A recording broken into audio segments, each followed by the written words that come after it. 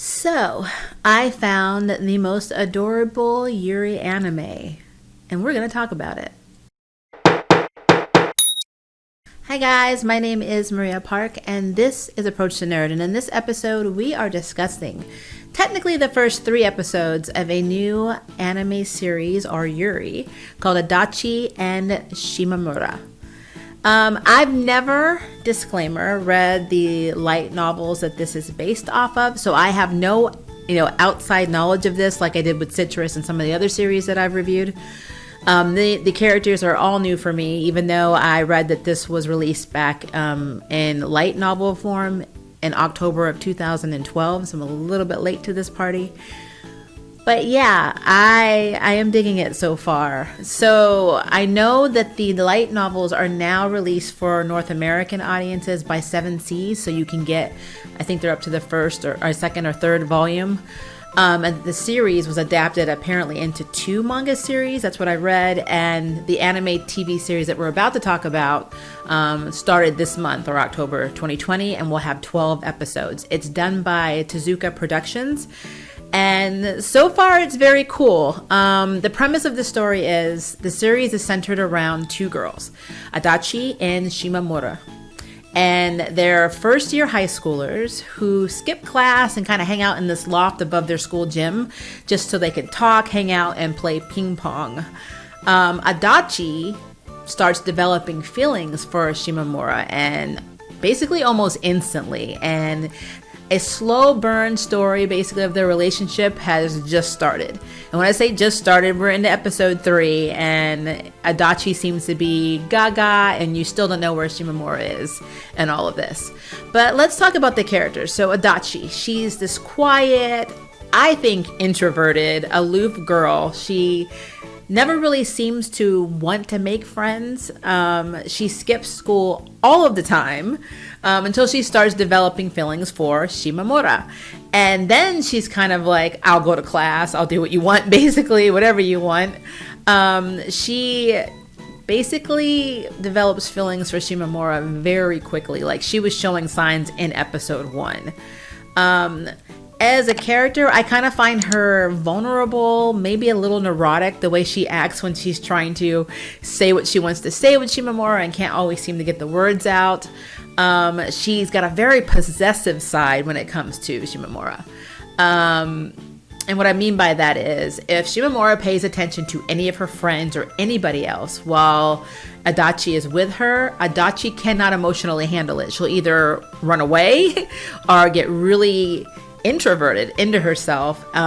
It was actually so bad in episode 3. There is another character that I'm going to talk about that I am completely in love with, and completely, I don't understand her, but this character kind of crashes their hangout, which I guess for Adachi was a date, and she tells Shimamura, oh, I like you, and Adachi took this as a challenge and challenges this character who is much younger to like a duel at the bowling alley they're at, and it's actually very, very hilarious. I do have questions though, like Adachi, we don't see her family. I don't know if her mother or father work overseas, if they're ever home. It's interesting that she skipped so much school and the family is not involved in this, because I know how strict overseas schools are. So yeah, I guess I'm kind of questioning what's going on with her family. Like, are the parents around? Is there a lot of trauma there? I don't know. So I'm very interested in this character. Now Shimamura is kind of a little bit different. She comes off as like kind-hearted. She's very adaptive, so she's kind of like, oh, I'll just do whatever you want to do. If you want to hang out, I'll hang out, go with the flow type.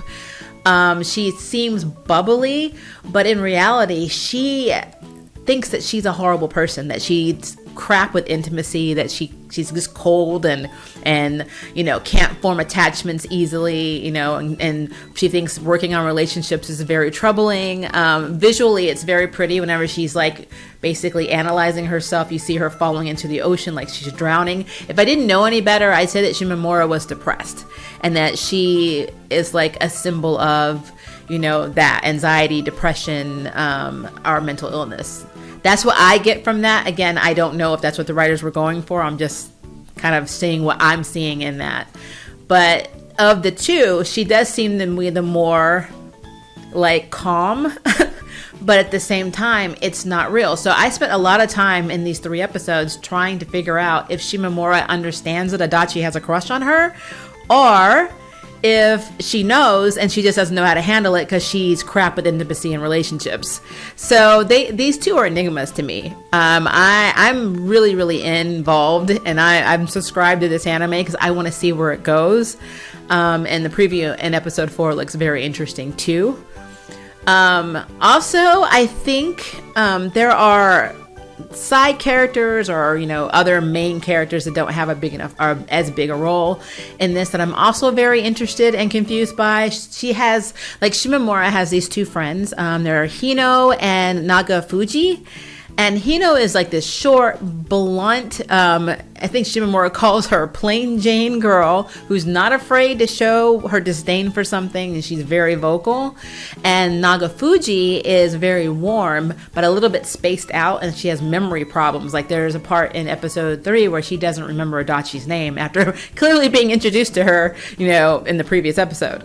And she seems to get into like these phases of really deep thoughts that kind of lead her into doing things that are just very surprising. Like, he knows hanging out with her and they're in this room, and she just takes her glasses off and she kisses Hino on the forehead. And then she's like, oh, we used to do this all the time as kids. And it's just like, but it was such an intimate thing. It made me wonder if this is going to be the second couple that I'm going to end up like trying to ship, kind of like I do in Citrus with 2 other characters that I won't talk about right now. But yeah, they're very interesting. I think I would like to know a little bit more about their story. I don't know if we heard a lot more about them or read more about them in the light novels, but they're interesting. And Nagafuji has glasses and big boobs, and she's very self-conscious about it. She follows that anime trope that I see a lot of characters with big boobs and glasses. They're nerdy, big boobs, cute girl. She definitely fulfills that role in this anime. So I don't know. I like her character. I think that this coupling also has potential to keep me involved in this story. Now, there is a little girl who dresses like an astronaut. She has a full astronaut suit that we first get introduced to at the end of episode 1, where Shimamura is fishing with Hino, and the alien that I'm going to call her astronaut comes up and just starts talking to her, saying, I'm an alien, I'm over 100-something years old, I'm from another planet, and I'm here to study you Earthlings and find my companion. And and she's like, but I can't take my helmet off right now because my face isn't done yet. So I was like, what? So you're thinking, okay, this little kid's just playing around, imaginary, like imaginary friend style, or making herself seem to be something that she's not. But what's so interesting is she finally takes her helmet off in episode 3, and she looks like a light bulb or a glowworm. Like, her face and her hair, they look like they perpetually glow in the dark all the time, even though they're in the light. It's so off-putting. Like, it almost seems like there's like a silver halo, like somebody went in the Photoshop and just haloed her with this silver glow all over her body. It's very, very interesting.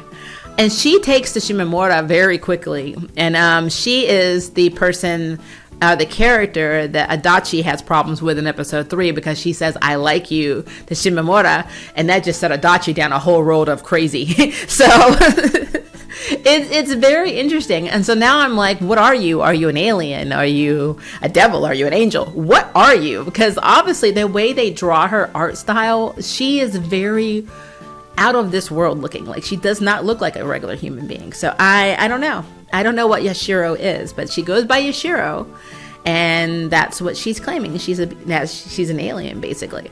Now, she does take the characters out to lunch on their Saturday date that they were supposed to, or hangout, should I say.